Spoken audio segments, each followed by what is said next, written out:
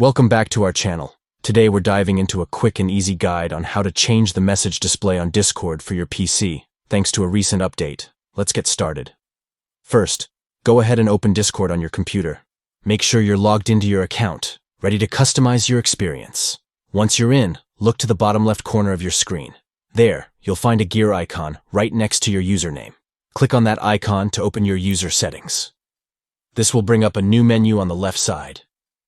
Now scroll down until you find the Appearance section. Click on it and you'll see several customization options to enhance your Discord experience. As you browse through the Appearance settings, keep scrolling until you reach the Message Display section. Here's where the fun part begins. You'll see options that allow you to change how messages appear in your chat. Take your time to experiment with the different settings. You can choose between options like display style and even whether to show timestamps on messages. Adjust these settings to fit your preference, whether you want a cleaner look or something a bit more lively. Once you've made your changes, simply exit the settings menu, and voila! Your message display is now customized to your liking.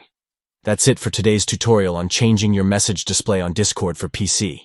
If you found this video helpful, don't forget to give us a thumbs up and subscribe for more updates and tips. Happy chatting on Discord!